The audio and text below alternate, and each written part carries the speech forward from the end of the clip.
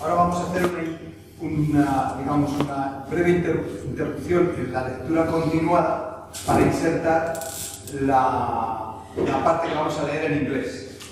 Y hemos pensado que podía ser cualquier parte del libro, pero puestos a escuchar las primeras palabras de Adam Smith en inglés, pues siempre parecía más interesante oír las primeras palabras, ¿no? Así que, bueno, y luego ya continuaremos con el texto donde nos hemos quedado antes. Hello everybody. I may have to introduce myself to 2 or 3 people there, literally, I think. Everybody else knows me. My name is Barry Readman. I used to be a regular teacher here. I'm now semi-retired, but still working here, helping teachers to improve their English so that they can teach their students in English and the students might have a chance of understanding them. That's basically the idea. But, in today's activities, I'm sort of the exotic dancer, I suppose you could call me, or something like that, in the cabaret, because I've been asked to sort of read it in English at the introduction, the first 2.5 pages, to give it a certain sort of class, which maybe in Spanish doesn't work. Before I read it, and I don't want to spend a lot of time on this, when I read it to myself yesterday, I was thinking, well, I was making sure I could understand it first of all. I was okay, I managed to do that. I think I can pronounce all the words correctly, but looking at it from your point of view as Spanish speakers, I was trying to interpret where you might have difficulties if you're reading it. I don't mean reading aloud, but just reading it where you may have slight difficulties in understanding some words or constructions which are, I suppose now, archaic. Really, there are not very many, but I'll point them out very quickly, very briefly, just to help you if necessary. For example, he uses the word several times. In fact, I think it appears in the first paragraph. It's not the first, yes, in the second line of the first paragraph. He uses the word necessary, in plural, necessaries, as a noun, which you would certainly not find in modern English. You would find either needs or more probably necessities. Apart from that, I don't think you would have many comprehension problems, but maybe on a couple of occasions he uses something which in English is almost archaic. Maybe 100 years ago it was still more in use. And that is really that very strange thing in the English language, which is the subjunctive. And it comes in a couple of times. If you've got the copy, if you look at the second page, introduction and plan of the work, if you look on the second page, it's the third paragraph where it says, whatever be the actual state. Well, in modern English, this will be whatever the actual state may be. And it is, in fact, one of the few cases in English where a subjunctive is still used. So in Spanish, it's not too difficult to translate. It's basically the same. Cualquiera que sea o que esté. It is still used in English, particularly in more academic language. So if you come across it, remember that that's really what it means.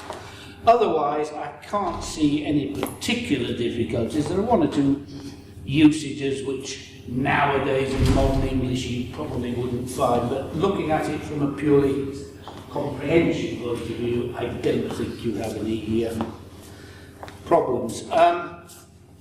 If any of the words are perhaps not very well known to you, I'll try and emphasise them even artificially, because if you come across them yourselves when you're teaching or something like that, it will help you.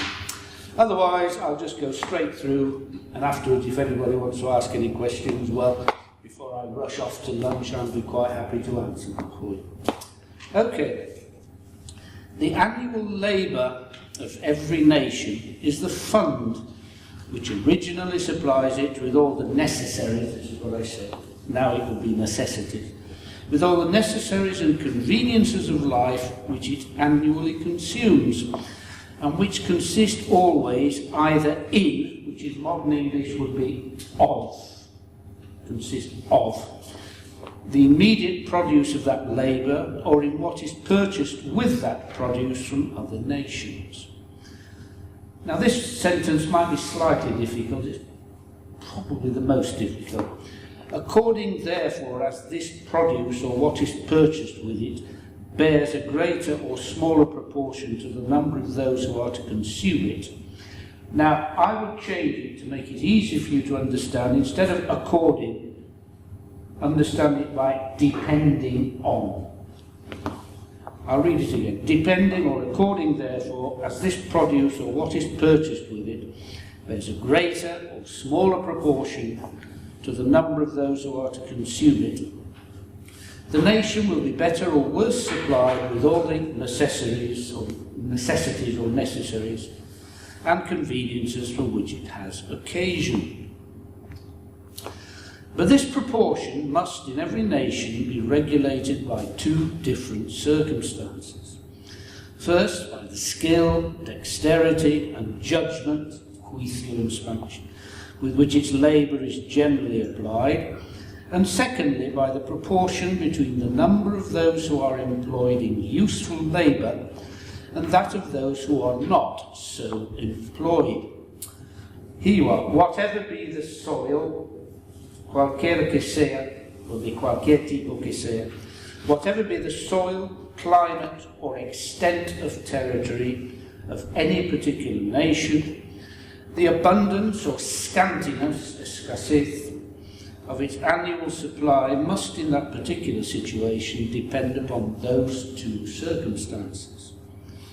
The abundance or scantiness of this supply, too, seems to depend more upon the former of these two circumstances than upon the latter.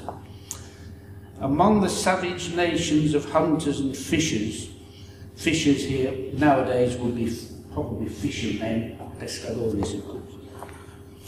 Fishers is actually used as a biblical word, but not in modern English. Every individual who is able to work is more or less employed in useful labour and endeavours, which means tries, to provide as well as he can the necessaries and conveniences of life for himself or such of his family or tribe as are either too old or too young or too infirm to go a-hunting and fishing. You might think the word "a" there is desobla, technically it is, but there is an English expression, to go a-hunting and a-fishing, it just means hunting and fishing.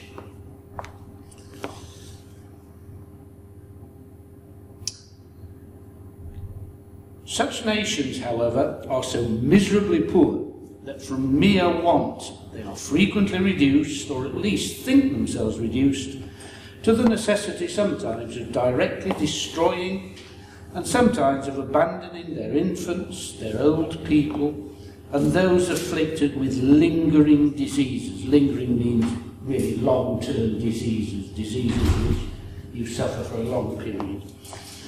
To perish with hunger or to be devoured by wild beasts.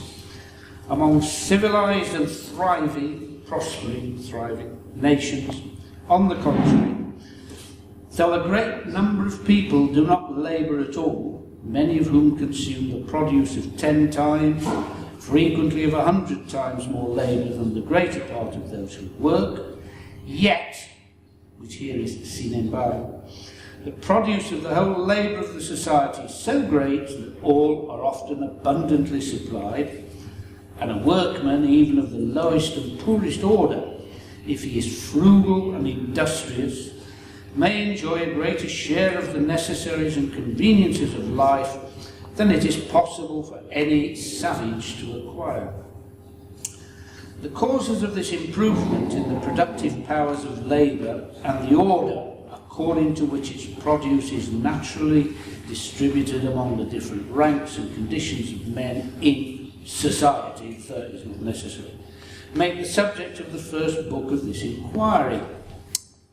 Again, this construction, whatever be, sea qual sea, the actual state of skill, dexterity and judgment with which labour is applied in any nation, the abundance or scantiness of its annual supply must depend, during the continuance of that state, upon the proportion between the number of those who are annually employed in useful labour and that of those who are not so employed. The number of useful and productive labourers it will hereafter, again a very legal word, means en adelante, which it will hereafter appear is everywhere, which is one word in modern English, everywhere in proportion to the quantity of capital stock which is employed in setting them to work, and to the particular way in which it is so employed. The second book, therefore, treats of the nature of capital stock, of the manner in which it is gradually accumulated, and of the different quantities of labour which it puts into motion, according to the different ways in which it is employed. Nations tolerably well advanced as to skill, dexterity and judgment in the application of labour have followed very different plans in the general conduct or direction of it, and those plans have not all been equally favourable to the greatness of its produce. The policy of some nations has given extraordinary encouragement to the industry of the country, that of others to the industry of towns. Scarce, here meaning apenas, scarce any nation has dealt equally and impartially with every sort of industry.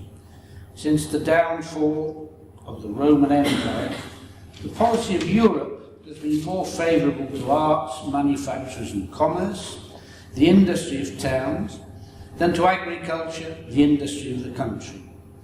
The circumstances which seem to have introduced and established this policy are explained in the third book. Though these different plans were perhaps first introduced by the private interests and prejudices of particular orders of men, without any regard to or foresight of their consequences and the general welfare of the society, yet they have given occasion to very different theories of political economy, of which some magnify the importance of that industry which is carried on in towns, others of that which is carried on in the country. Those theories have had a considerable influence not only upon the opinions of men of learning, but upon the public conduct of princes and sovereign states. I have endeavoured in the fourth book to explain, as fully and distinctly as I can, those different theories and the principal effects which they have produced in different ages and nations. To explain in what has consisted, this again is a rather strange word, or en qué, it's easier in Spanish, in fact, en qué ha consistido. To explain in what has consisted the revenue of the great body of the people, or what has been the nature of those funds which in different ages and nations have supplied their annual consumption, is the object of these four first books. The fifth and last book treats of the revenue of the sovereign, soberano, or commonwealth. In this book 1 I have endeavoured to show, first, what are the necessary experiences of the sovereign or commonwealth, which of those expenses ought to be defrayed, that is, really paid, by the general contribution of the whole society, and which of them by that of some particular part only, or of some particular members of it. Secondly, what are the different methods in which the whole society may be made to contribute towards defraying, the same word, the expenses incumbent on the whole society, and what are the principal advantages and inconveniences of each of these methods? And thirdly, and lastly, what are the reasons and causes which have induced almost all modern governments to mortgage, literally hypothecar in Spanish, some part of this revenue, or to contract debts, and what have been the effects of these debts upon the real wealth, the annual produce of the land and labour of the society. If anybody has any questions, I'll be quite pleased to try to